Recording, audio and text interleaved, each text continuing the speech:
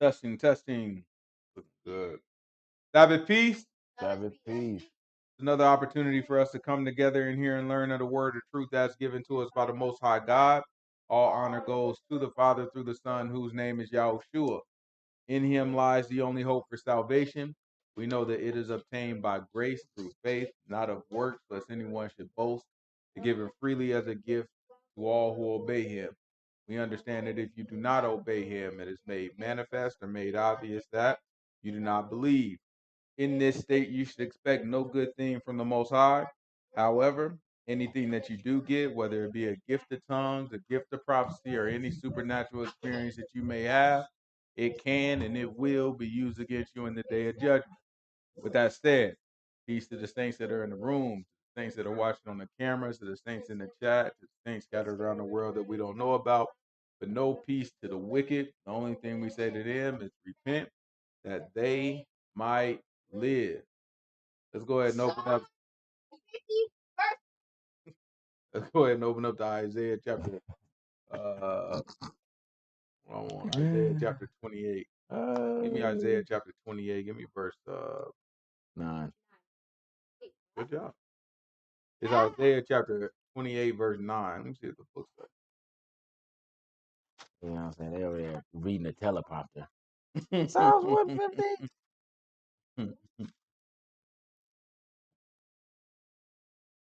Mighty Morphin Power Ranger. Whom shall he teach knowledge? Mm-hmm. And whom shall he make to understand doctrine?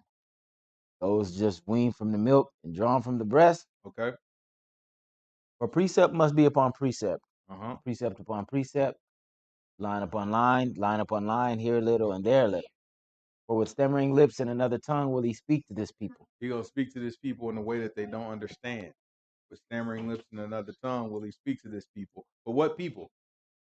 This people, his people, the Hebrews, the Israelites. How we know it's the Israelites? Watch this. It's interesting. How we know it's the Israelites. Watch what he said.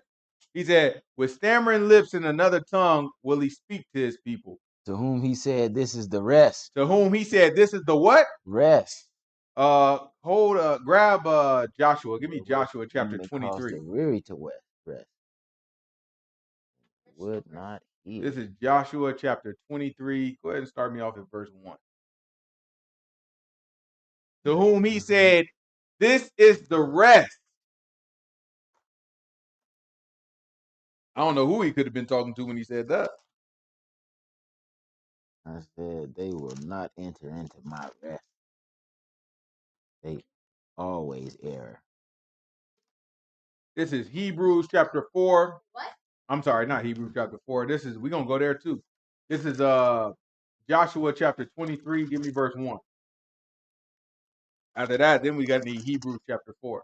And it came to pass a long time after that, Yahuwah had given rest unto Israel from all their enemies round He's about. giving them what now? Rest. From all their enemies. Grab Judges. Give me Judges chapter 3. Start me off at verse 1.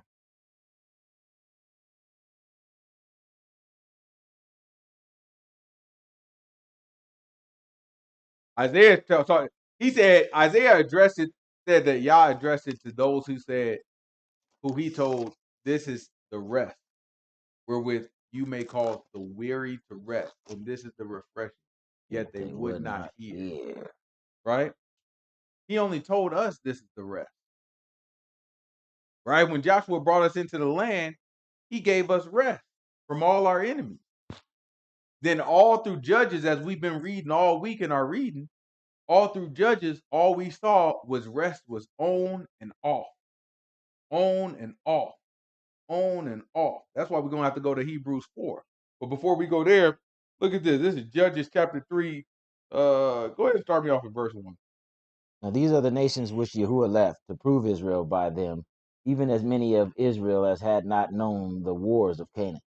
Only that the generations of the children of Israel might know to teach them war, at the least such as before knew nothing thereof. Namely, the 5 lords of the Philistines, Go make sure and nobody all trying the to go outside. Canaanites, and the Sidonians, and the Hivites, that dwelt in Mount Lebanon, from Mount Baal Hermon unto the entering of Hamath. And they were to prove Israel by them, to know whether they would hearken unto the commandments of Yahuwah, which he commanded their fathers by the hand of Moses. Mm-hmm.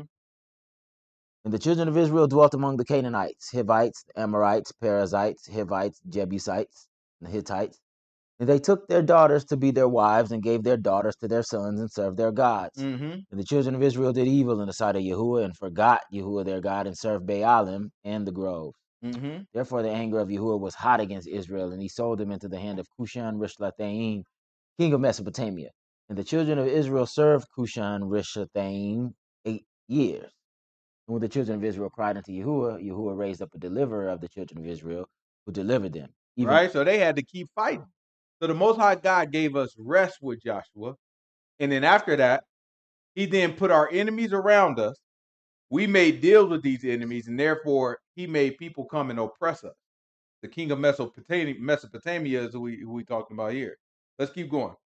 Even Othniel, the son of Kenaz, Caleb's younger brother. The sister asked, she said, when it said that he gonna prove Israel, think of the word prove is test. You know how you test something, you really proving something, right? So when you test, if somebody say, hey, you know what, to make it to the next grade, you have to pass this test. What they're really doing is proving that they're worthy to move into the next grade. That's what the Most High God is doing. When you see the Bible in the King James version, when it says, I had to prove, what it's really saying is it's a test. All right, I have to make sure that it functions the way I expect. And the same thing that's happened with us, right? What the Most High God was trying to test with us is He was testing: will we serve Him? Will we obey Him? Because if you remember, we don't have to get it, but in our law, before we even came into the land, the Most High God told us that He would drive the people out all at once. Little by little. He said, I will drive them out little by little. What was the reason for that? So that the beast of the field won't swallow y'all up. It said the land will mess around and swallow us up. Right? So he knew. Who was that? They back in here now? Go lock all the doors. Don't go outside. So the Most High God already told us, if we understood our law and knew our law and stayed studious with the law, it wouldn't have come to us as a shock. It would have been like, oh, you know what? We can't drive all these people out. We're not strong enough, so we gonna chill. But our law say, don't make marriages with them. Don't cut no deals with these people. We started to make marriages with them and cut deals. We started to set up business deals. You know what? You come over here and get some stuff. I'll come to your place, get some stuff. It'll be it. We wasn't supposed to do that with them. We were supposed to say, we gonna fight you and get you up out of here. Okay, we can't whoop you. So then we were supposed to say, you stay on that side until I'm ready to fight you again. We're supposed to draw a line in the sand and leave them alone. Don't mess with them. Don't deal with them. Don't make no partnerships with them. However, our people didn't do that. So with our people sinning, then the Most High God had to test us. So he used the people to test us. He had to prove that we would obey him or not. And we constantly proved that we would not obey. Let's keep going. And the spirit of Yahuwah came upon him, and he judged Israel and went out to war. Who is this? Othniel. This Othniel. That's right. Mm-hmm. Yeah. So not his young. Is it younger brother? Younger brother. That's right. Good job, boy. So yeah, Othniel. If you remember Othniel, He defeated that city and married. What was it? Joshua 13. Married Caleb's daughter. Might be Joshua 13. Oh. Yes, we did. But yeah, Othniel. That was Caleb's people. So you remember Caleb had a. Oh, cause didn't Othniel marry his daughter? Yeah, because he took over that city. He said, "Who the first to go up and take it gets to Yeah, have my he daughter." gave her a daughter. Right? I don't think that was his younger brother. Oh, yeah, younger brother. Let's go check. This Joshua 13. Right here. That would be against our law. Yes. Othniel, the son of Kenaz, Caleb's younger brother. Kenaz is Caleb's younger brother. Othniel, the son of Kenaz. Yeah. So this is Caleb's nephew. Yeah. Caleb's Yeah, I was about to say he can't give her a daughter. You know what I'm saying? Yeah. But so Othniel, he was He was old enough to go to war. This is what tell you how quickly things just fell apart, right? When Joshua was alive, Othniel was old enough to go to war. He was old enough to fight, however old he was, right? Years later, my man's still fighting. But the whole thing then fell apart. So from the time that Joshua died and all the people that was around when Joshua died, Othniel still is young enough to carry and lead Israel. So he was one of the first leaders of Israel after Joshua, right? And he was a judge. Keep going. Let me see. And the spirit of Yahuwah came upon him, and he judged Israel and went out to war. And Yahuwah delivered Cushan Rishathaim, king of Mesopotamia, into his hand. Mm-hmm. And his hand prevailed against Cushan Rishathaim, and the land had rest 40 years. So now we have more rest, right? So this is the people whom he said, this is the rest. And now we have more rest. Let's see some more rest. Let's keep going. And Othniel the son of Kenaz died. And the children of Israel did evil again in the sight of Yahuwah. And Yahuwah strengthened Eglon, the king of Moab, against Israel, because they had done evil in the sight of the Lord. Mm-hmm. And he gathered unto him the children of Ammon and Amalek, and went and smote Israel, and possessed the city of palm trees. Right? So now you had Eglon. He was an Ammonite? Moab. Moab, a Moabite. And then he teamed up with the Ammonites and the Amalekites. So it's a 3v1, right? They came through. They tried to duff us out. They took over the city of palm trees. Watch what happens, though. So the children of Israel served Eglon, the king of Moab, 18 years. Mm-hmm. But when the children of Israel cried unto Yahuwah, Yahuwah raised them up a deliverer, Ehud, the son of Gera, a Benjamite, a man left-handed, and by him the children of Israel sent a present unto Eglon, the king of Moab. Uh-huh. But Ehud made him a dagger which had 2 edges of a cubit length, and he did gird it in his up under his raiment upon his right thigh. Mm-hmm. And he brought the present unto Eglon, king of Moab, and Eglon was a very fat man. When he had made an end to offer the present, he sent away the people that bare the present. But he himself turned again from the quarries that were by Gilgal, and said, I have a secret errand unto thee, O king. He said, I have a secret errand unto thee, O king. Who said, Keep silence. And all that stood by him went out from him. That's why you shouldn't be so anxious to hear people's secrets. It was a setup. And Ehud came They unto come to him. me gossiping and telling a bunch of secrets. I mean, I don't want to hear that. You know what I'm saying? I don't want to hear because it's usually just bad news. It's usually just like that. People get to telling you secrets and doing all extra stuff. It's different. It's different when you're talking to somebody in confidence, right? That's one thing, right? But sometimes people just be running their mouth telling you secrets. It's usually a trap, right? It's usually a setup. This is what he did. Watch this. And Ehud came unto him, and he was sitting in a summer parlor, which he had for himself alone. Mm-hmm. And Ehud said, I have a message from God unto thee. He said, I have a message. You want to know what my secret is? I got a message from God on you. Watch what he said. And he rose out of his seat, and Ehud put forth his left hand, and took the dagger from his right thigh, and thrust it into his belly. Boom, looks like that. Yeah, stabbed him. Put it in his belly. What came out? And the haft also went in after the blade, and the That fat. mean the handle. He had the knife, the dagger. He pushed it into him. And he pushed it so far that the handle went into him. So in other words, he lost it in him. This is a fat dude. So it was a big old fat dude. He got him, and he's telling, I got a secret. So you got to imagine him whispering in there, I got a secret for you. Now, most people are right-handed. So he knows that this is his enemy, but Eglon kind of feel like, yeah, I got you under my thumb, boy. Yeah, everybody out. Tell me the secret, boy. But he probably watching his right hand, like, yeah, you try something slick, I'll knock your butt out. You try something slick. So he's watching his right hand. But Ehud, he's left-handed. So he said, hey, look, I'm good. We all good. Let me tell you the secret. He reached down on his thigh, grab his knife, and stick it in his side. But he stuck it so deep that even the handle went into his belly. So the whole knife is in his belly. He lost it. Then watch what happened. Well, certain parts of your belly. You know what I'm talking And about? the fat closed upon the blade, so that he could not draw the dagger out of his belly, and the dirt came out. Right? So he couldn't get the dagger out, and then dirt came out. So your body, you know what I'm saying? You ever poop before? Anybody ever poop? You know what I'm saying? So the poop comes from where? It comes from your belly, right? So the food goes into your belly, then it go into the large intestine. Then it goes, is it small intestine? No, it got to go to the large intestine, then it go to the small intestine, and then through that process, it forms poop. Well, all that poop is sitting there. So if you get somebody at the right spot, guess what's gonna come out? Little pre-poop. You know what I'm saying? The poop before it became poop. You know what I'm saying? A little wet poop. You know what I'm saying? So that's what happened. He hit him, and then a bunch of dirt just came out of it. It was a nasty, big, full of poop man, right? So after that, Ehud had to get loose. Yeah. But he had a sharp blade. The book said, what kind of blade was it? Two-edged sword. Two-edged blade. A two-edged. Watch it. This is Hebrews chapter 4. Watch this. It's a blade, so a two-edged. So like you think of like a knife, right? Most knives that you have in the kitchen, it has one sharp edge.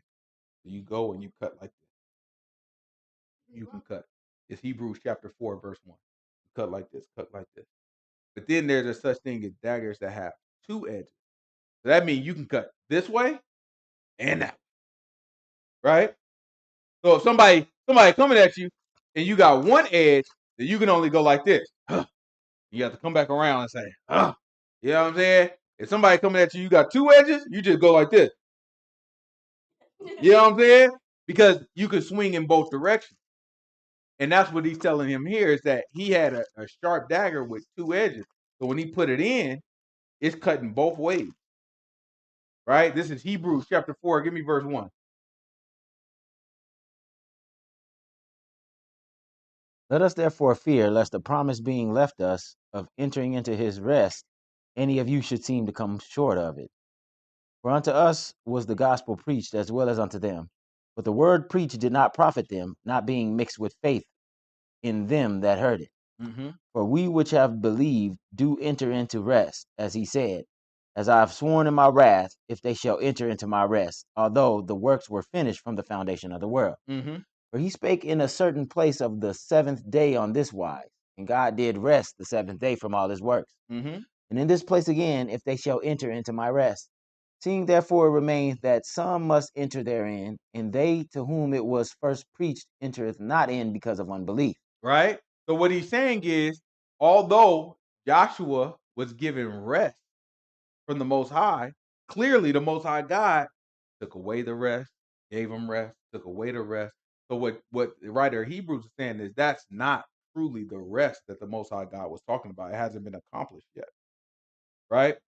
The rest that the Most High God is talking about is going to be permanent. And the way we know that is because he came back later and said, they shall still enter my rest. So there's still a rest that we're waiting to enter.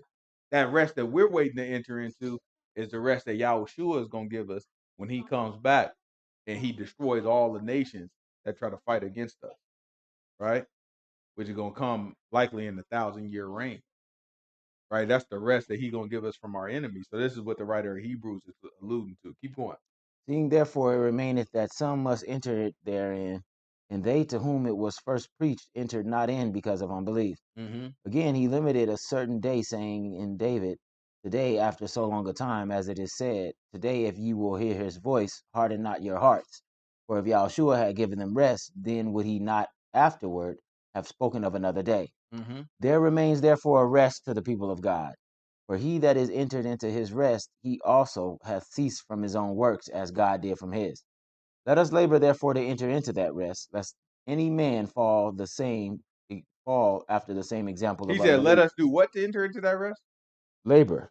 I'm trying to figure out how the Christians tell you it's not about work. The Christian will tell you it's nothing that you can do, right? It's not about work. God already did the work. They'll run their mouth, do all that stuff. When the man just told you, "Let us labor." Read it again for me. Let us labor therefore to enter into that rest, lest any man fall after the same example of unbelief. We gotta have skin in the game. We can't put all this on Yahushua and say, "Oh, you know, it's Yahushua. It's all on him." No, he did everything already. He already did his part. We got a small part that we got to do, which is obey the man.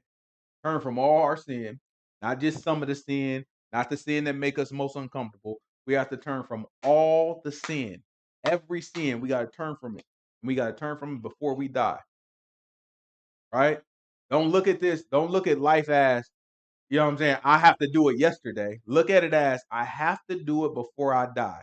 So anything that the Most High God exposes me to while I'm alive, if I feel like, yep, I turned away from all sin, I'm perfect, I'm good before the Most High God, did He show you something and you realize you're not perfect and you're not good before the Most High God and you got tempted? Don't look at that and get discouraged and say, oh, it's over for me. I'm never going to make it into the kingdom. No, what you say is, I thought I was good. The Most High God exposed a weakness to me, and now I'm going to clean it up.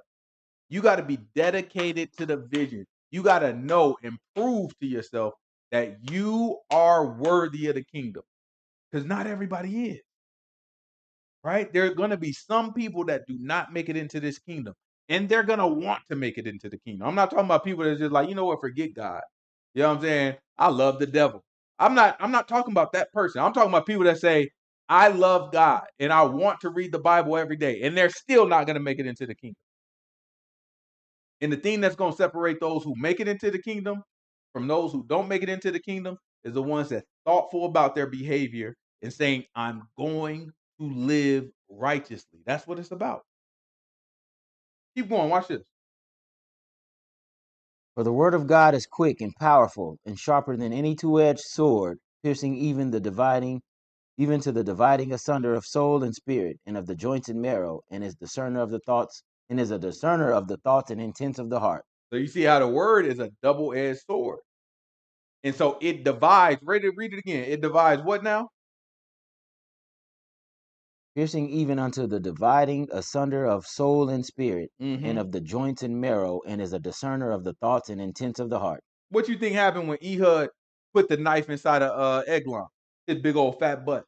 It got down, the whole blade got lost in him. It divided even the joints in the marrow, right? That's talking about the little different parts of his flesh. It divided even the joints in the marrow. At that point, when too much of that got divided, guess what came out?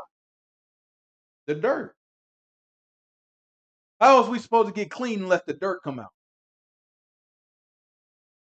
That's what the word has to do for us. It has to clean us up.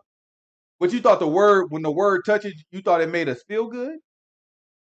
No, when the word touches, it hurts. In fact, what does it do to us? It kills us. That's what the word is here for. The word has to kill us. And then we have to be born again. Nobody can get into the kingdom until they are first born again. And that's what has to happen. You have to die to your flesh. You have to die to what's inside of you. You have to die to your desires. You have to focus your mind on only what the Most High God want to do. And you have to put everything else to the side. And when you do that, then you can walk worthy of the calling that you have. This is Matthew chapter 10. Give me verse 32.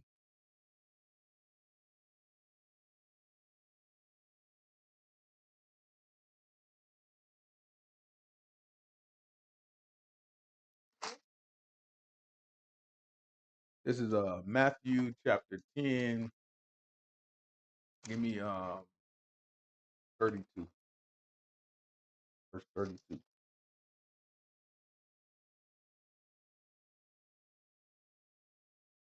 Whosoever therefore shall confess me before men, him will I confess also before my Father which is in heaven. Yeah, you know what I'm saying? Eglon over here looking for a secret. You look for a secret, that's the opposite of a confession. When you confess, you say it in front of everybody. You admitting something. You saying a secret you don't want nobody to know. Yahushua said, look, man, if you confess me, if I'm a secret to you, then let me stay a secret. Yahushua said, if you confess me before people, I'll confess you before my Father. If we tell people about Yahushua, Yahushua gonna tell his dad about us. How you think we get into the kingdom? Does the Father know about it? Books say no one comes to the Son unless they're first drawn by the Father. And then after they're drawn to the Son by the Father, then the Son will raise them up at the last day. Now, if Yahushua don't say nothing to us to the Father, then guess what? We'll never be drawn. He'll never pull us in. Watch this. Keep going.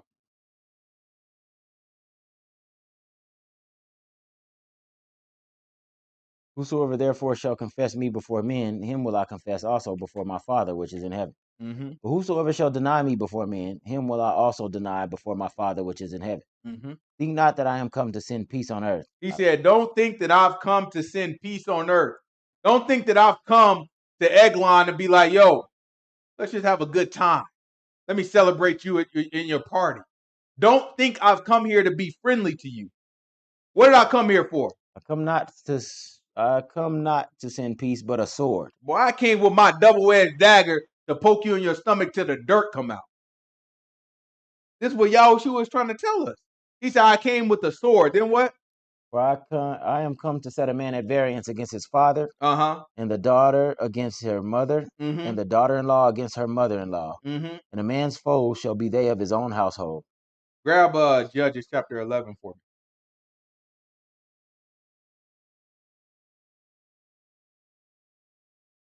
All throughout the book of Judges, we have very interesting themes. A lot of it dealing with women. Right? We have towards the beginning of Judges, we have a prophetess. Her name Deborah, and she was a judge. She was a female, but she was also a judge over all of Israel. So all the people would come to Deborah, and they would get advice and get direction from her. And one gentleman, what was his name? Barak. Was it Yeah, Barak? Yeah. Barak. Yeah, Barak. He came to her. Barak is like, listen, I'm trying to go up here and fight these boys. You know what I'm saying? What we got? Deborah, she told him, they was like, yeah, go up there and take it. He's like, I ain't going nowhere without you. Deborah's like, for sure, I'll come with you. I just want you to know, Most High God said, because of that, he ain't gonna get a war into your hand. He's gonna give it to a woman. So it was a lady named Jael. Barak really got the job done. You know what I'm saying? It was really his men that got the job done. They went, they chased old boy out, they killed all his soldiers. So after that, old boy, he run high. He went into a desert where the Kenites be. So one of the Kenites had a wife.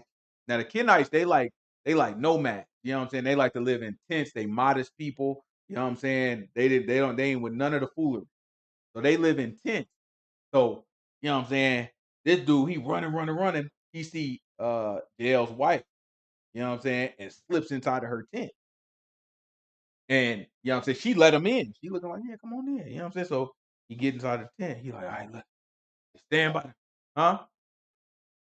Yeah, yeah. So he like, look, stand by the door. You know what I'm saying? Keep eye. Anybody stay, just say, I ain't here. Give me a little rest. He thought he was safe because he was dealing with a woman. And you could tell during this time period, we valued women like we had very little value of women, it seems, right?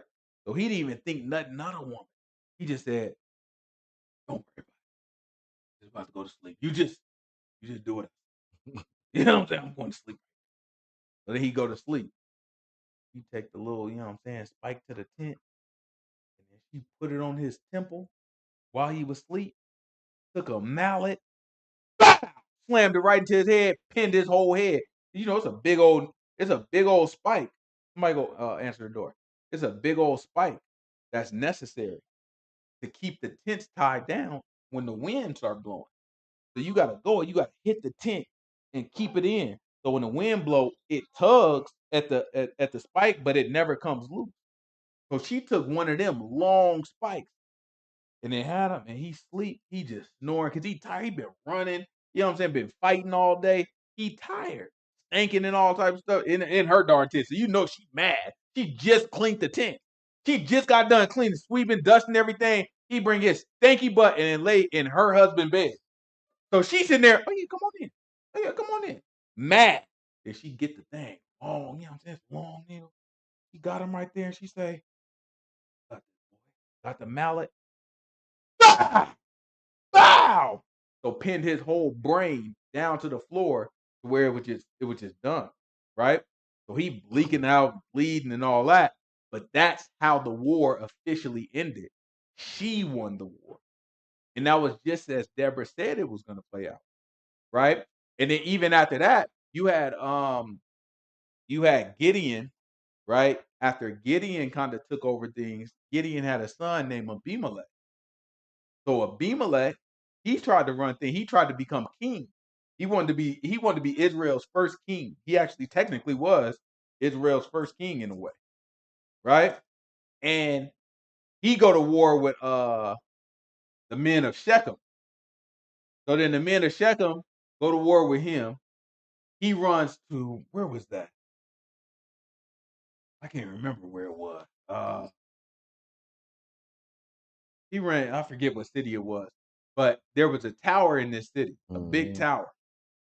And so he go, and a woman drops a big old rock. Yeah, on top of his darn head. So she looked down because he been terrorizing stuff. She looked down, he said, drop it, hit that boy in the head. Wow, splattered him. But sometimes when you get a head wound, it don't kill you all the way, it just paralyzes. So my man, bow. I like to imagine he paralyzed. Boom, he hit the ground. His mouth can still move though. He's in there. He probably like a little, you know what I mean? Help me. Help me. You know what I'm saying? Because he got hit with the thing. Then after that, his man's is right there. You see his man, he's like, hey, J-Bo, hey, just kill me, bro.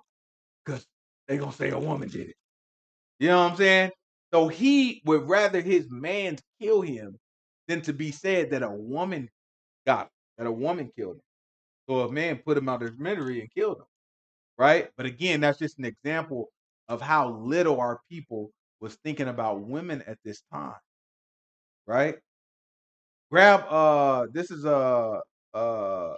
Judges 11. Give me verse 29. Watch this. This is a man named Jephthah. So Jephthah, let me catch y'all up in the piece that we skipping right now. So Jephthah was also a man. He was a man born to his dad was Gilead. And so Gilead had, you know what I'm saying, a bunch of women, right? He had one son, Jephthah, by a harlot, right? We went with all that. You know what I'm saying? We looked at that. Look, his other sons are looking at him like, boy, you the son of that harlot, boy. We ain't messing with you. But then when stuff got tough, I think it was the Ammonites. I think the Ammonites got it, Jephthah people. Mm-hmm. When the Ammonites got at him, right? They were looking like, yo. Boy, Jephthah sure can fight, though. You know what I'm saying? Like, yeah, you know what I'm saying? He the son of a harlot, but he sure can fight. So then they went to Jephthah. He's like, man, look, can you save us? Can you help us out? Can you fight for us? Right? So Jephthah ended up doing it, but Jephthah made an agreement with the Most High God. Watch this. Excuse me. This is Judges 11, verse 29. Watch this. Then the spirit of Yahuwah came upon Jephthah, and he passed over Gilead and Manasseh, and passed over Mizpeh of Gilead. And from Mizpeh of Gilead he passed over unto the children of Ammon. Mm-hmm. And Jephthah vowed a vow unto Yahuwah and said, if thou shalt without fail deliver the children of Ammon into my hands, then it shall be that whatsoever comes forth of the doors of my house to meet me, when I return in peace from the children of Ammon, shall surely be Yahuwah's, and I will offer it up for a burnt offering. Right? So now, he said, whatever comes out of the house of my doors, I will offer it as a burnt offering. Who made that? Did the Most High God ask him to say that? No. He volunteered that as a vow. Keep going. I'm about to show y'all something else interesting. So Jephthah passed over unto the children of Ammon to fight against them, and Yahuwah delivered them into his hands. Mm-hmm. And he smote them from a rower even till you come to Minnith, even 20 cities unto the plain of the vineyards, which was a very great slaughter. Thus the children of Ammon were subdued before the children of Israel, and Jephthah came to Mizpeh unto his house. He came to Mizpeh to his house. Watch this. And behold, his daughter came out to meet him with timbrels and dances, and she was his only child. She was what? His only child. So now when he said, whatever comes out of my house, he could have only been talking about his daughter or maybe some servants or his wife. But he knew that this was going to be some type of human being that he was about to burn. That was his vow. That's what he had in his brain as a vow, as a burnt offering.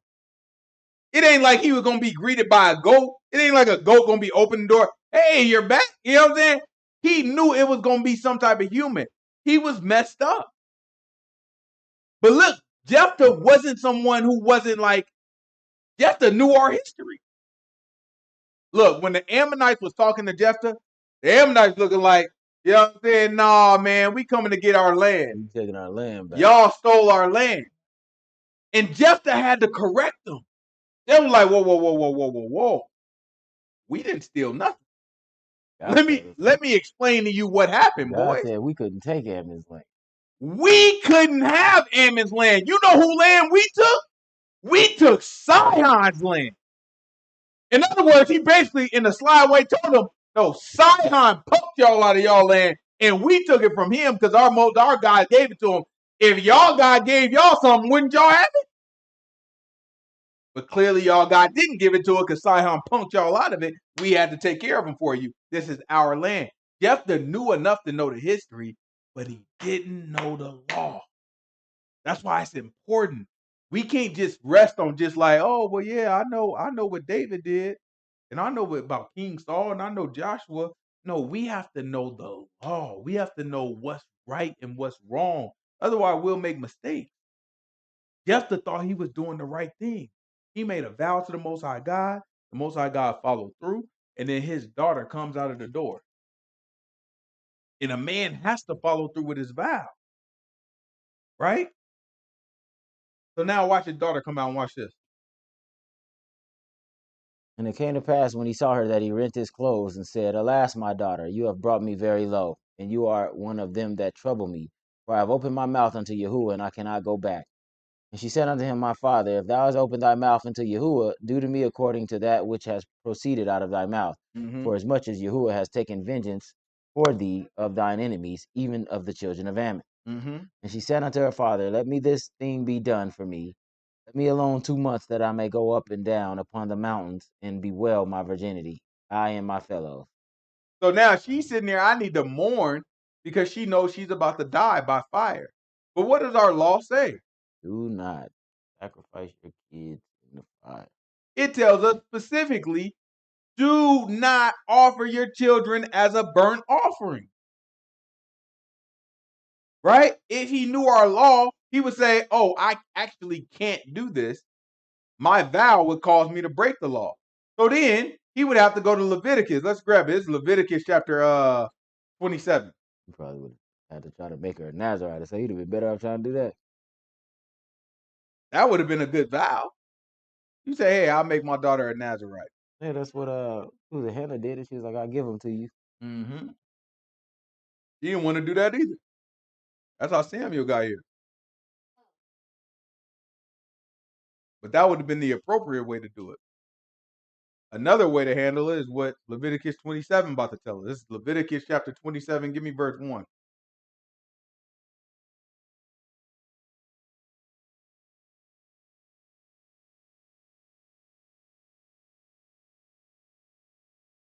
This is Leviticus chapter 27, verse 1.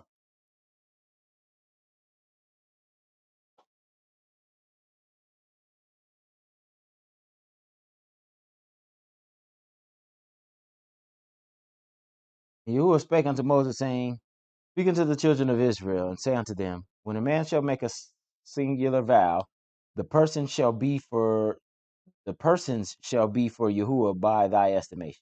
And thy estimation shall be of the male from 20 years old even to 60 years old. Even thy estimation shall be 50 shekels of silver after the shekel of the sanctuary. Now, a 20 to how old? 60.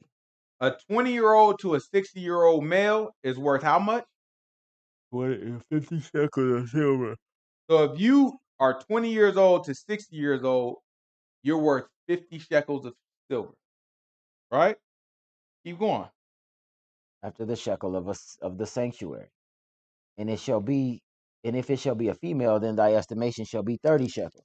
So now a 20 to 60-year-old female should be 30 shekels. So if you ever have a vow that would cause you to sacrifice a woman, our law tells us you have to estimate her value according to this law. And in exchange for the sacrifice, you have to take that and then give it to the priest. This is the law. It's not that his vow couldn't have been fulfilled according to the law. It could have. He just couldn't have burnt her in the fire because that's against our law. You can't keep the law by breaking the law. Right? So the Most High God already carved out a way to handle this situation, but he didn't seek guidance.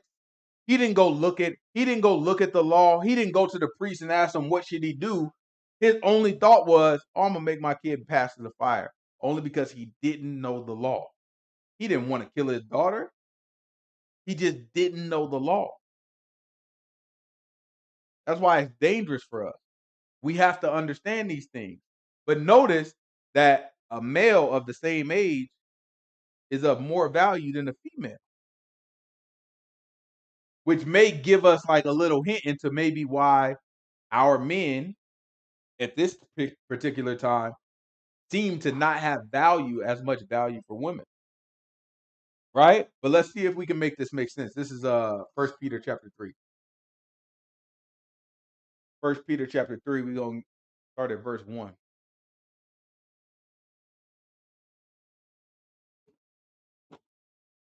It's First Peter chapter 3, verse 1.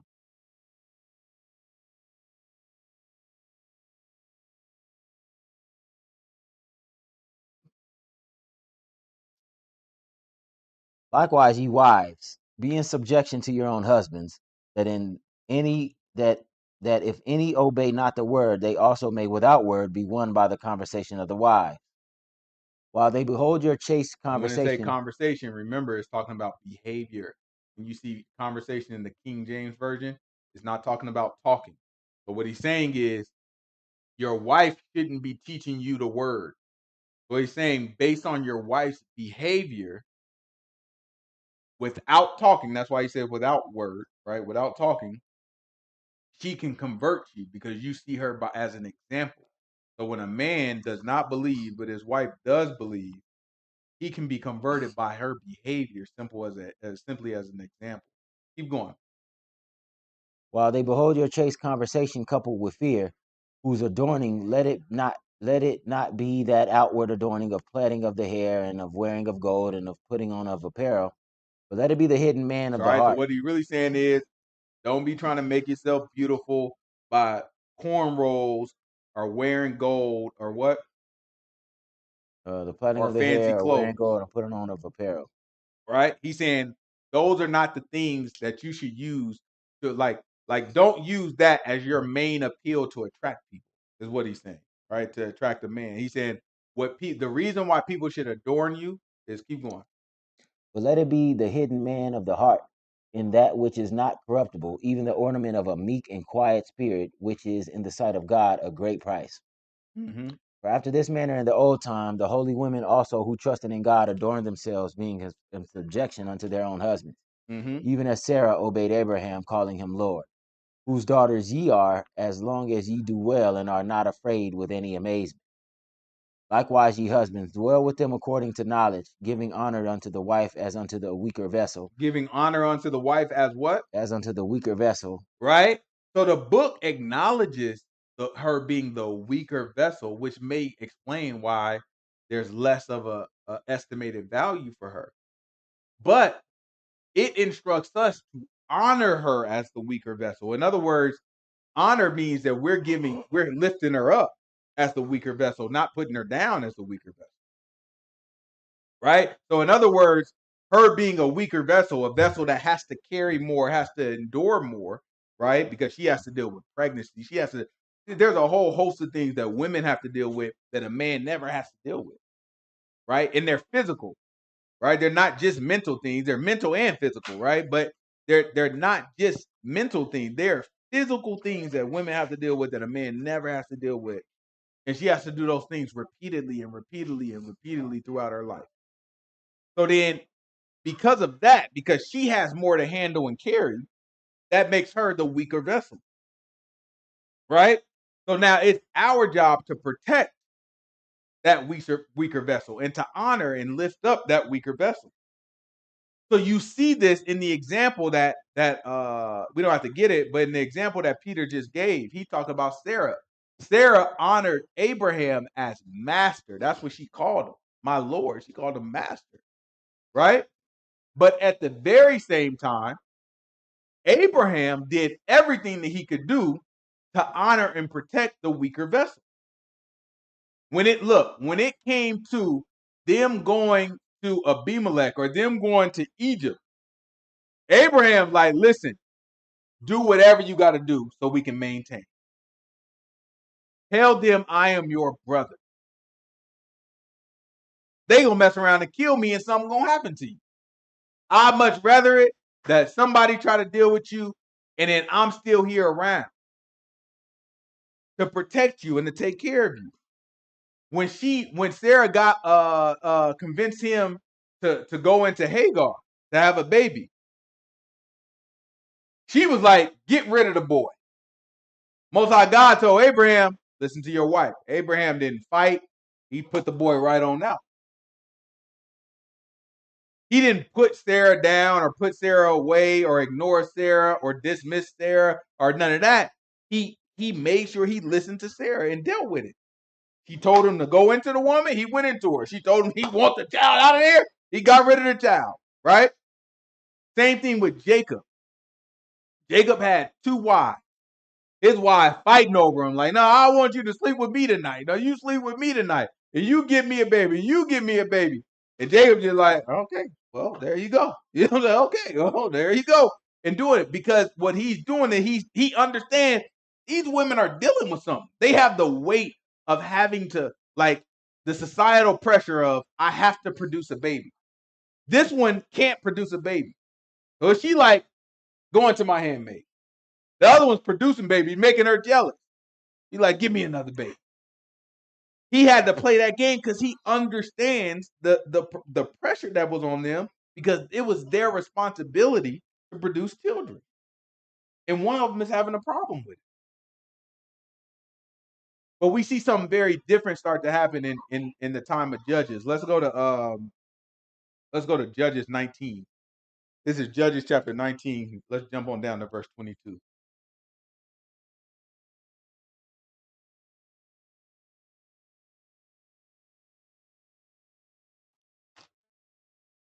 So the sister said, I didn't realize he had another option. I wonder why he wasn't familiar with the law. It's a lot of what we're reading right now. They weren't familiar with the law, right? Take Samson. When we talk about Samson, one of the things that Samson did very early on is he killed a lion, didn't he? Then he came back to that lion, and what was in that lion? Honey. It was honey, right? Because it was bees in the lion, and they had honey inside of it. So then he went and he did what with the honey? He took the honey and he ate it. Now, Samson was what type of person? A Nazarite. What is it? Can a Nazarite come near a dead body? Can a Nazarite come near anything that's unclean? No, that's against our law. Had he understood the Nazarite vow, he would have knew, okay, I can't touch that. I can't touch that law. That's not appropriate for me to do. Right? So you'll see that throughout all of Judges, literally almost every story that we read in Judges, we can point something out like this where people are breaking the law, but they don't even realize it. They don't know that they're breaking the law. Right? Because a lot of people, it appears at this time, just didn't have guidance about the law. You see the Levite that came from Bethlehem, Judah. No. Yeah. He did. He came from Bethlehem, Judah. I think he was from Bethlehem, Judah. He was going to Bethlehem. Judah. Yeah, maybe he's going through. He was from Ephraim. Yeah, he was going to Bethlehem. You had a Levite from Ephraim. He made himself a darn priest. That's not appropriate. You can't just be a Levite and be a priest. No, you have to be a son of Aaron to be a priest. But he didn't realize it.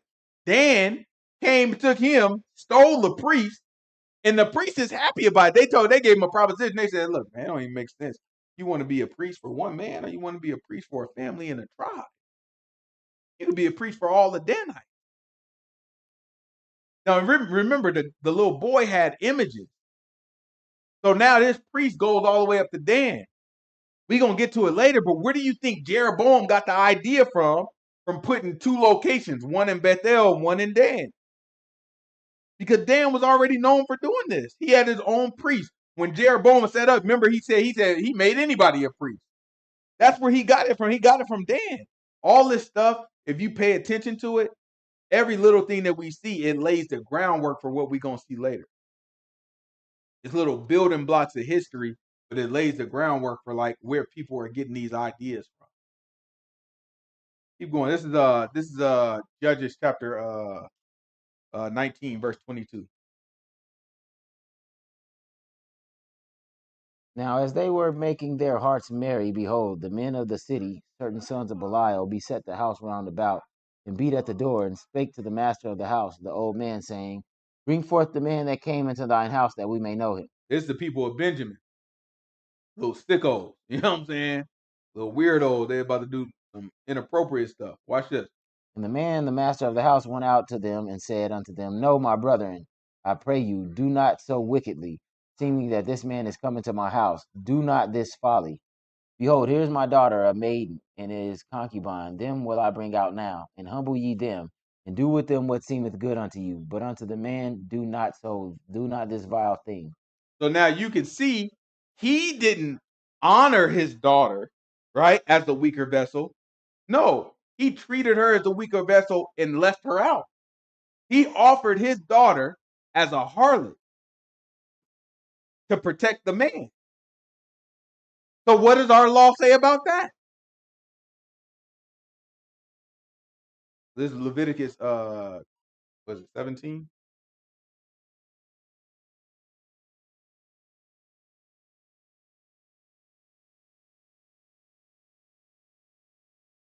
It ain't 17. It's I think it is. I have no idea what verse.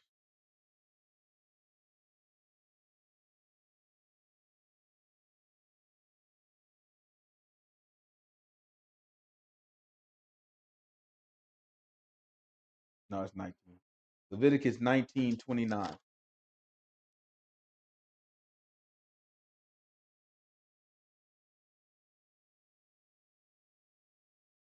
Do not prostitute thy daughter to cause her to be a whore, lest the land fall into whoredom, and the land become full of wickedness. So now he put his daughter up and said, instead of this man, you trying to rape this man, how about you take my daughter instead and do what you want with her? That's sick. Who else did that?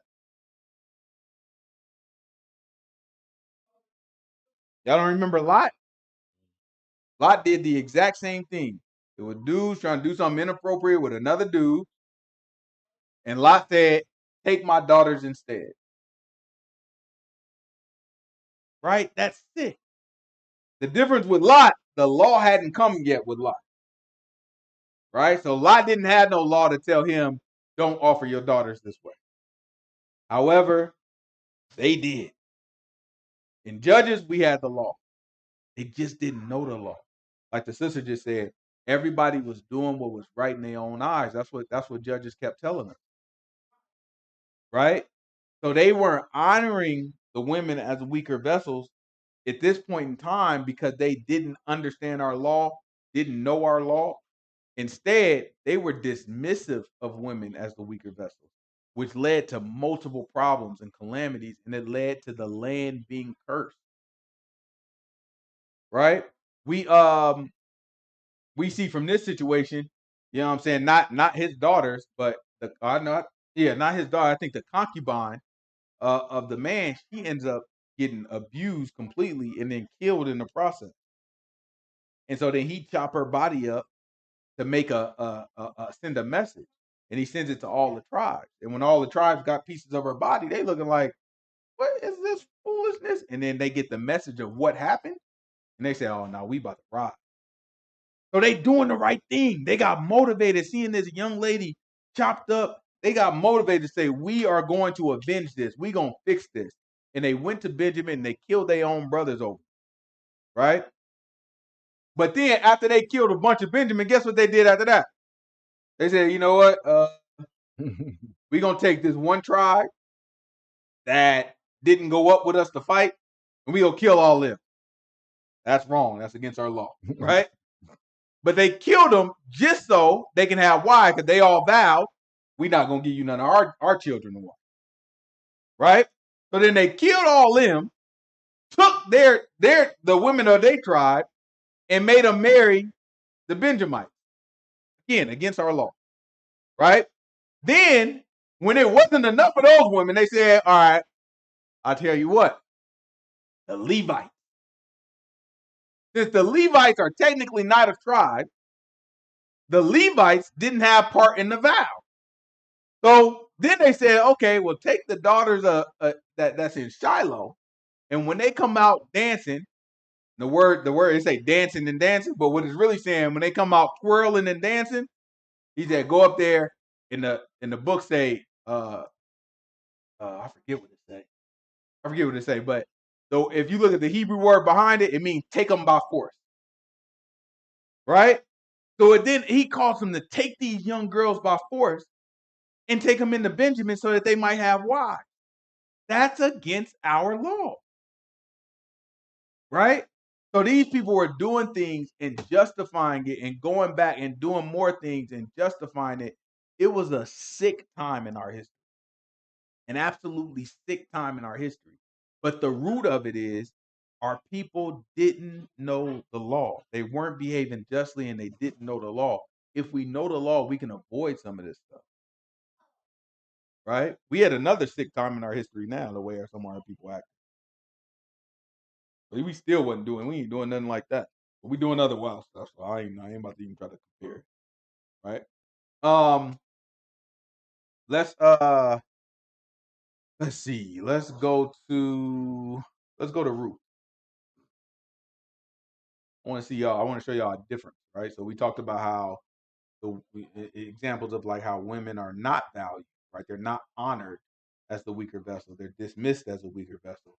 But now we're gonna see in the same time period, right? We know Ruth was in the exact same time period as the judges that we're reading about. So now we're gonna see how she is honored as a weaker vessel. This is I think Ruth chapter 3.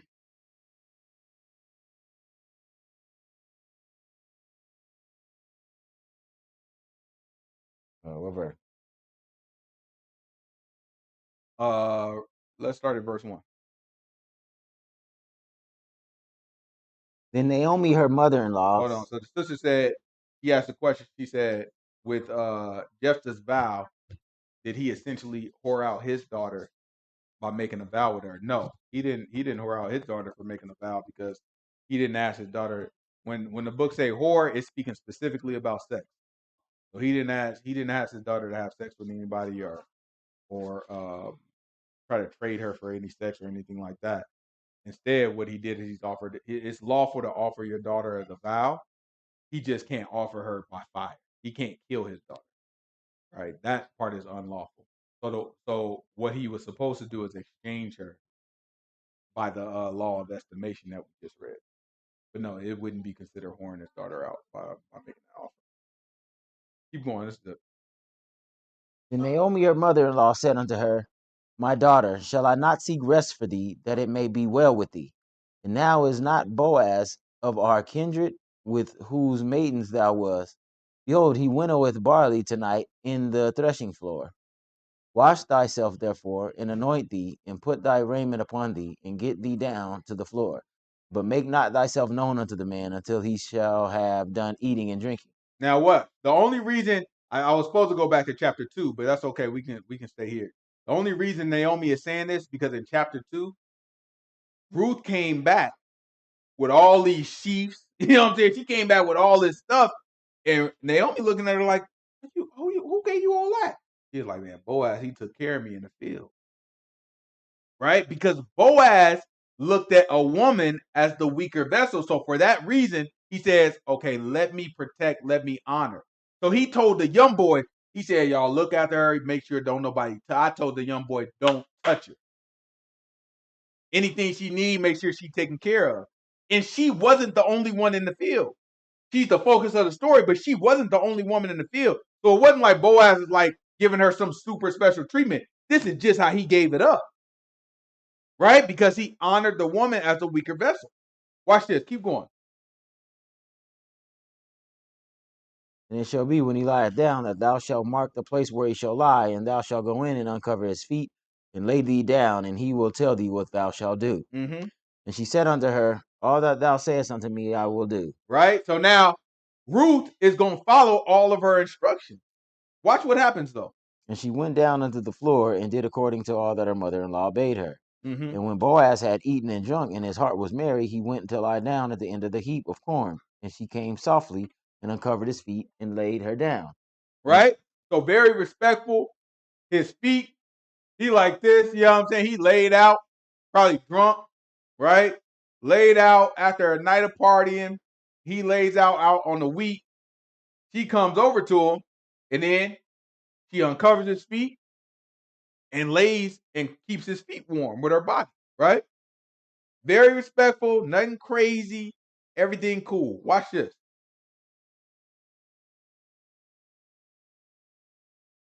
And it came to pass at midnight that the man was afraid, and turned himself, and behold, a woman lay at his feet. Mm-hmm. And he said, who art thou? And she answered, I am Ruth, thine handmaid. Spread therefore thy skirt over thine handmaid, for thou art a near kinsman. And he said, So Ruth just put it right on out there. She wasn't trying to be coy. She's like, listen, why don't you go ahead, you know what I'm saying? I want you to cover me because you're you're a near kinsman to my husband, to my husband that died, right? So now pay attention to the difference in Boaz and the rest of these boys. The rest of these boys we've been talking about don't know the law. She calls him the near kinsman. She don't know what she darn talking about, but she calls him the near kinsman. Watch what Boaz say.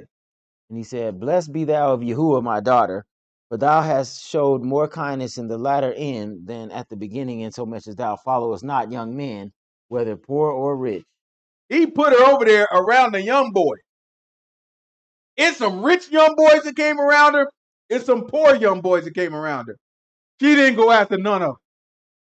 So what he's acknowledging is he's saying, listen, I saw you was fine. And I told you, pick up the young boys to look after. I told none of them to touch you. You didn't try to touch none of them. You didn't try to flirt with none of them. You didn't try to, I didn't hear about none of the young boys trying to get at you. Or you trying to get at them.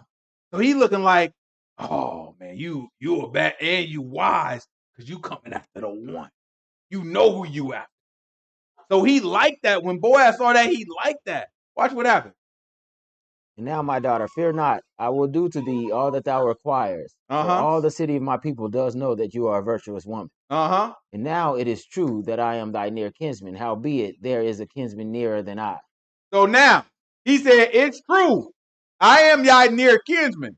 However, there's a kinsman that's nearer than I. He's speaking according to the law. He knows the law. When she say near kinsman, look, woman, you don't know what you're talking about. I'm not the one that, you know what I'm saying? Like the law ain't designated me. It's somebody nearer than me. I have to follow the law. So watch what he says. Tarry this night, and it shall be in the morning that if he will perform unto thee the part of a kinsman, well, let him do the kinsman part. But if he will not do the part of the kinsman to thee, then I will do the part of the kinsman to thee, as Yahuwah liveth. Lie down until the morning. So now he told her, this is how the law, he's teaching her the law. He said, look, this is how the law works. If he pass it up, then I'll pick it up. If he don't, then it's his right to marry you or not. Right? Keep going. And she lay at his feet until the morning, and she rose up before one could know another. And he said, let it not be known that a woman came into the floor. And he said, bring the veil that thou hast upon thee, and hold it.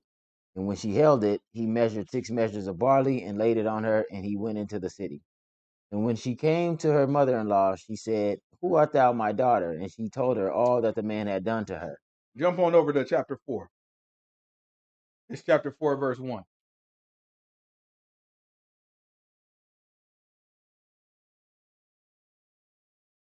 Then went Boaz up to the gate, and sat him down there. And behold, the kinsman of whom Boaz spake came by, unto whom he said, oh, such a one, turn aside, sit down here.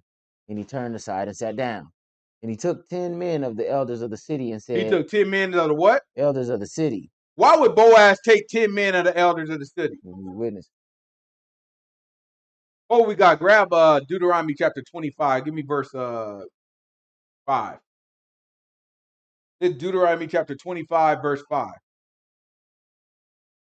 I'm going to show you all the difference between a man who knows the law versus all these other men we've been talking about who have no idea what the law says.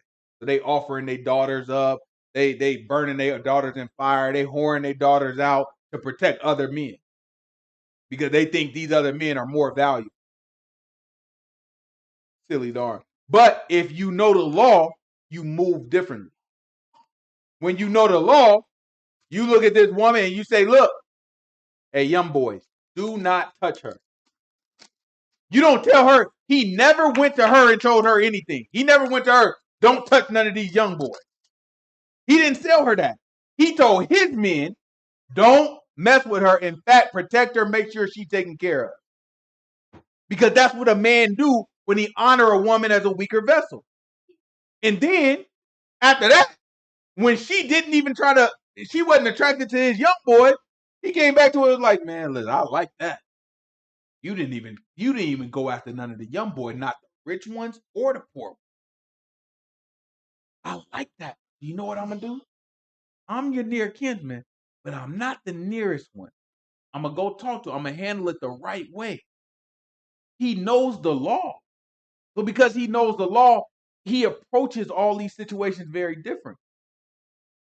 He didn't sell her out to his homeboy like, oh, that's a nice one right there. Why don't you go get her, boy? He didn't do it. He said the opposite. This is Deuteronomy chapter 25, verse 5. Watch what the book says.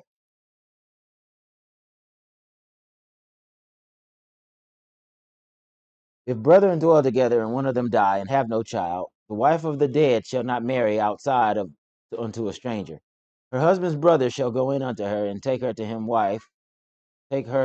to wife, and perform the duty of a husband's brother unto her. And it shall be that the firstborn which she bears shall succeed the name of his brother which is dead, that his name be not put out of Israel. And if the man like not to take his brother's wife, then let his brother's wife go up unto the gate unto the elders, and say, my husband's brother refused to raise up a Hold on, brother go to the gate up to who? Of the unto who? the elders. Onto the elders. So that's why Boaz said, yo, let me get a couple of y'all. You know what I'm saying? Why don't y'all follow me over here? He knew the law. And then what else happened? My husband's brother refuses to raise up unto his brother a name in Israel. He will not perform the duty of the husband's brother. Then the elders of this city shall call him and speak unto him, and if he stand to it and say, I like not to take her, then shall his brother's wife come unto him in the presence of the elders, and loose the shoe off his foot, and spit in his face, and shall answer and say, so it shall be done unto that man to whom that will not build up his brother's house. Right? So the man had to get the shoe loosed off his foot, and then the woman was supposed to spit in his face. Ruth don't know the law. He knows the law. So because of that, he looking like, hey, can I get a couple of elders? He probably already knew, like, I don't think my cousin gonna do this thing. You know what I'm saying? I already know how my cousin is. He's stingy about his seed. He don't play that. He want his inheritance. He want it all. He don't play that. So he looking like, let me go talk to him. Hey, elders, you know what I'm saying? Come on, come with me. So then jump back to Ruth 4. Watch this. This is Ruth chapter 4. But just notice how he was supposed to take off his shoe if he didn't want to continue on his brother's seed. That's what our law says. Right? So Boaz is looking like, yeah, I do the job now. But I gotta make sure I do it right because I know the law.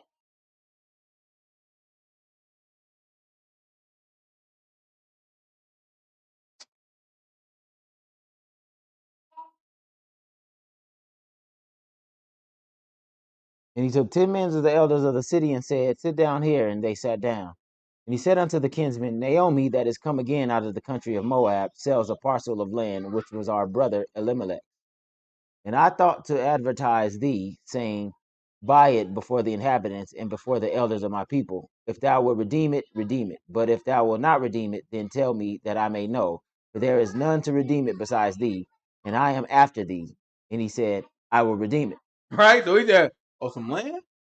Oh no, I want that. You know what I'm saying? No, I'll redeem it. I appreciate you letting me know. I'll take that. I want to redeem it. Boaz know what he's doing. He looking like, okay, you'll redeem it, right? All right, yeah, no, I'll take it right now. And watch what happens next. Then said Boaz, what day thou buyest the field of the hand of Naomi, thou must buy it also of Ruth the Moabitess. Right? He said, if you buy it of Naomi, then you also have to buy it of Ruth, Moabite. Now you can just see his cousin face. He's just looking at it like, what you getting at, boy? You know what I'm saying? Like, hey, hold on, what you getting at now? You know what I'm saying? You talking about Ruth, the virtual woman, because but Boaz already said everybody in the village already know you a virtual woman. You talking about you virtual? You talking about Elimelech's daughter-in-law? I mean, you crazy. I know what you're trying to get me to do. Watch what he said. The wife of the dead, to raise up the name of the dead upon his inheritance. Uh-huh. And the kinsman said, I cannot redeem it for myself, lest I mar my own inheritance. He said, man, nah, man, I'll mess around and do something like that. I'm going to mess up my own inheritance. He said, I can't do that. Right? Keep going. Redeem thou my right to thyself, for I cannot redeem it. And watch what he do next. Now this was the manner in former time in Israel concerning redeeming and concerning changing for to confirm all things. Mm-hmm. A man plucked off his shoe and gave it to his neighbor, and this was the testimony in Israel. Therefore the kinsman said unto Boaz, buy it for thee. So he drew off his shoe.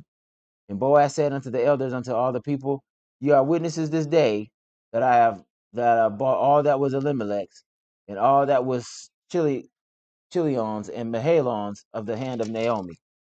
Moreover, Ruth the Moabitess, the wife of Mahalon, have I purchased to be my wife, to raise up the name of the dead upon his inheritance, that the name of the dead be not cut off from among his brethren. And from the gate of his place ye are witnesses this day. And all the people that were in the gate and the elder said, we are witnesses. And Yahuwah make the woman that is come unto thine house like Rachel and like Leah, which two did build the house of Israel, and do thou worthily in Ephrathah, and be famous in Bethlehem. Right? So this is what leads to the Messiah. This very act right here is what leads to the Messiah. All because the kinsman took off his shoe. According to the law. But Boaz knew the law, so he treated not only the woman with respect, but he treats everybody with respect because that's what our law requires. Right? You see how he moves totally different and how even though he wants this woman and he'd love to have this woman, and this woman is fully within his power, and this woman is relying on him, all these things are true.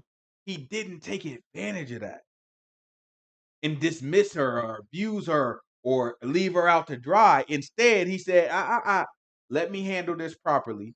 If he knew his kinsman didn't even want her. He could have went in, nobody would have said anything about it. Right? But he knew that's not how the law worked. He said, no, let me handle this right. Because he had integrity. He was a man. And he knew the value of a woman. And so therefore he handled it correctly. He went to the kinsman take off his shoe, and that leads to our Messiah. Right? This ends up being David's great grandfather or just great grandfather? Great grandfather. It's Boaz. Yeah, great grandfather. Great grandfather. No. Because you got Jesse as his Oh, dad. grandfather, yeah, great. Obed is his granddad. Yeah, you're right. Great Boaz will be his great granddad. Yeah, so this is great. This is Boaz is David's great grandfather. Right? And then that leads to the Messiah. So it's very important. It's a very important part of history, but you start to see the bloodline that David comes from. Right? The fabric that David come from. So it's not that everybody at this time didn't know the law. Some people did. Right? Boaz was one that did know the law and was respectful to the law. But then just like now, there's a lot of people that didn't know the law, didn't care about the law, and they just did whatever they thought was right. This is why Yahushua, right? When Yahushua grab John chapter 1. This is John chapter 1, verse 19.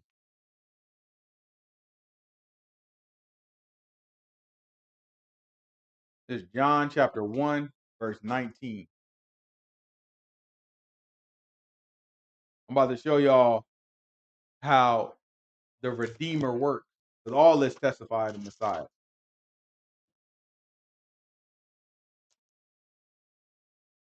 There's only one true Redeemer.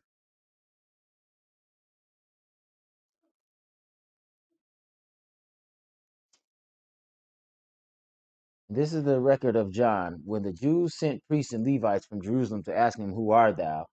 And he confessed and denied not, but confessed that I am not the Messiah. He said, I am not the Messiah. In other words, I am not the what? Redeemer. I am not the Redeemer. And they asked him, "What then? Are you Elijah?" And he said, "I am not." "Are you that prophet?" And he answered, "No." Then said they unto him, "Who are you, that we may give an answer to them that sent us? What sayest thou of thyself?" And he said, "I am the voice of one crying in the wilderness, make straight the way of the Lord, as said the prophet Isaiah." And they which were sent were of the Pharisees. And they asked him and said unto him, "Why baptize thou then, if thou be not the Messiah, nor Elijah, neither that prophet?" And John answered and said, "I baptize with water, but he that standeth one among you, whom ye know not. Watch this. It is he who's coming after me is preferred before me, whose shoe latchet I am not worthy to unloose." He said, whose shoe latchet I am not worthy to unloose. Why would he say that? What does that have to do with anything? Why would you have like, man, look, I can't even take his shoe off. Why would you want to take his shoe off? He's telling you he's the Redeemer. If Yahushua wasn't the Redeemer, then guess what? John the Baptist would be able to take his shoe off. Just like Boaz went to his kinsman and asked his kinsman, "Do you want to redeem?" His kinsman was like, "Nah, I don't want to redeem." Immediately took his shoe off. And then after that, Boaz asked everybody out there, "Y'all are witnesses that he took his shoe off." That signifies that you're not a redeemer. John the Baptist is trying to tell you, I can't go to Yahushua and tell Yahushua, yo, do you want to redeem? And Yahushua say no and take his shoe off. If I try to take Yahushua, I can't take Yahushua. He is the Redeemer. That man keeping his shoes on. He's the Redeemer. In fact, the Most High God and Yahushua does the opposite. To anybody who looks like they may have been the Redeemer, they had to take their shoe off. Right? You remember before Joshua actually started and going, grab Joshua chapter 5. This Joshua chapter 5, give me jump on down to verse 13. This is Joshua chapter 5, verse 13. Before Joshua, remember, Joshua came into the land. It's about time. We about to cross over. We about to do all the stuff. We about to get right to it. Right? It's time to take over all of the Canaanites. It's time to displace them. It's time to give our land out, find our borders, cast lots, give everybody their territory. That's what type of time we on, right? Well, before it gets started, Joshua has this encounter. This is Joshua chapter 5, verse 13. And it came to pass, when Joshua was by Jericho, that he lifted up his eyes and looked, and behold, there stood a man over against him with his sword drawn in his hand. And Joshua went unto him and said unto him, "Art thou for us, or for our adversaries?" And he said, "No, but as the captain of the host of Yahuwah am I now come." And Joshua fell on his face to the earth and did worship, and said unto him, "What saith my Lord unto his servant?" Watch this. And the captain of Yahuwah's host said unto Joshua, "Loose thy shoe from off thy foot. What you mean? For the place where you stand is holy." What you mean? Don't you walk into this land thinking you're going to be the Redeemer. Because somebody might have thought that. Remember the prophecy that Moses had? Moses had a prophecy. He said, listen, there will be a man just like me that's risen unto you.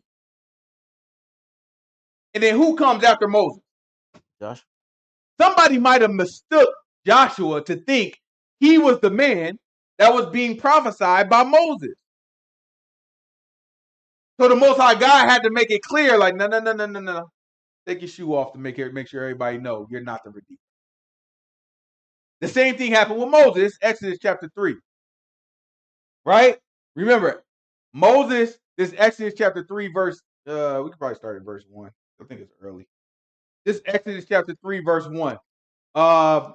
Remember, Moses was in Egypt, right? Remember, he'd been partially raised by the Egyptians. So Moses being in Egypt, he knows who he is because his mom was the one that nursed him. He was nursed by his own mom, but he is also raised by the Egyptians. So he knows his identity. He knows who he is. He gets old enough and he comes out and he start walking around. He's looking at stuff. He see his brothers fighting. You know what I'm saying? He's looking like, man, why are Hebrews fighting against Hebrews? I don't like this. That ends up leading to him killing the Egyptian. He goes on the run. He go boom. He make it into Midian. He talks to Jethro. That's his father-in-law. He married, you know what I'm saying? All the stuff, right? He's keeping the sheep. He goes into this mountain, and in this mountain, he sees a burning bush. Watch this. This is Exodus chapter 3, verse 1. Now Moses kept the flock of Jethro, his father-in-law, the priest of Midian, and he led the flock to the backside of the desert and came to the mountain of God, even to Horeb. And the angel of Yahuwah appeared unto him in a flame of fire out of the midst of a bush. And he looked, and behold, the bush burned with fire, and the bush was not consumed. Watch this. And Moses said, I will now turn aside to see this great sight, why the bush is not burnt. And when Yahuwah saw that he turned aside to see, God called unto him out of the midst of the bush and said, Moses, Moses. And he answered, Here am I. And he said, Draw not near here, put off thy shoes from off thy feet, for the place where thou stand is holy ground. I had to make sure Moses knew, although you about to bring the children of Israel out of Egypt, and although I'm about to tell you, you will be like a god to the people and a god to Pharaoh.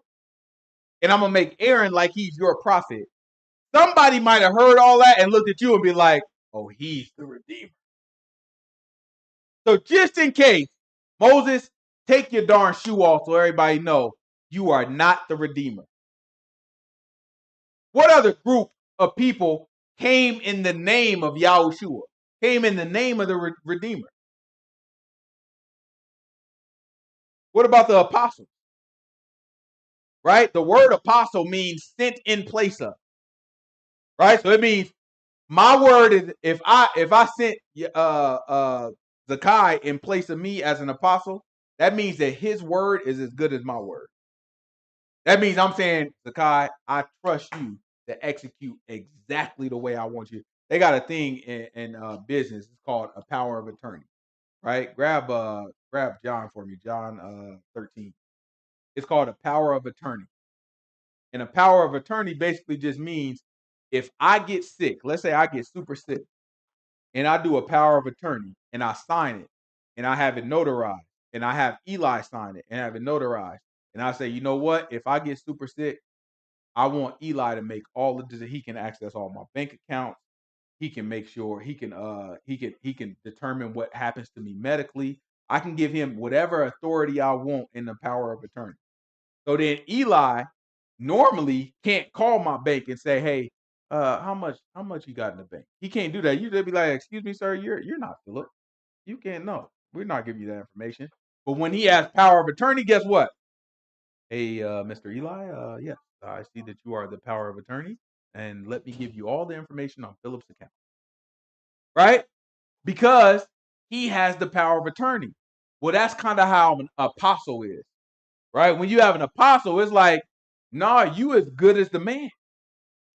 So Yahushua had 12 of them things.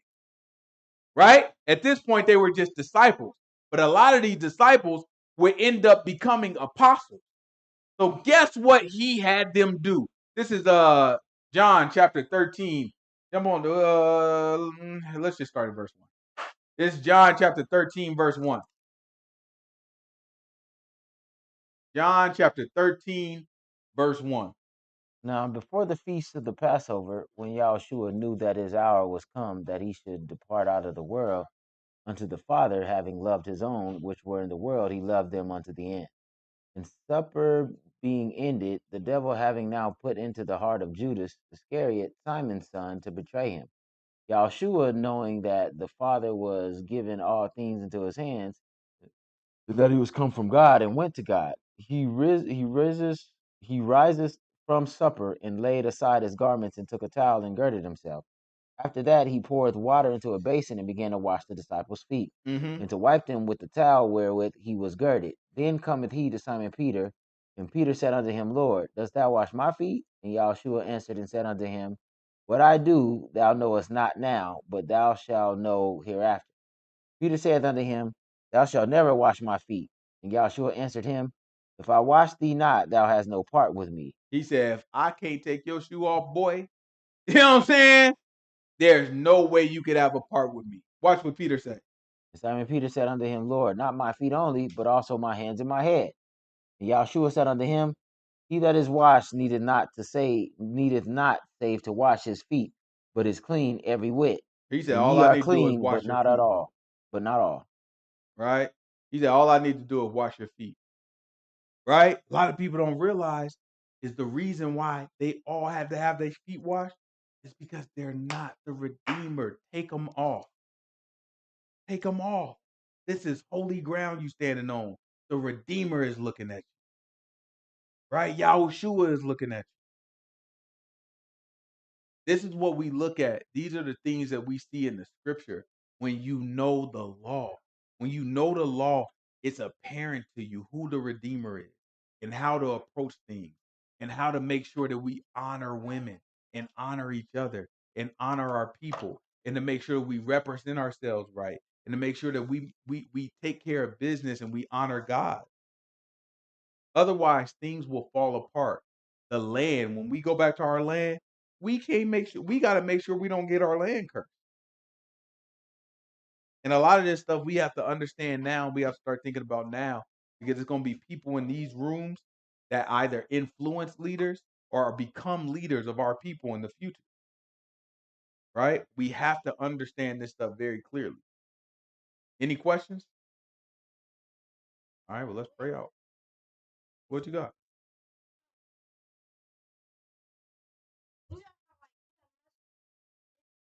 Mm-hmm.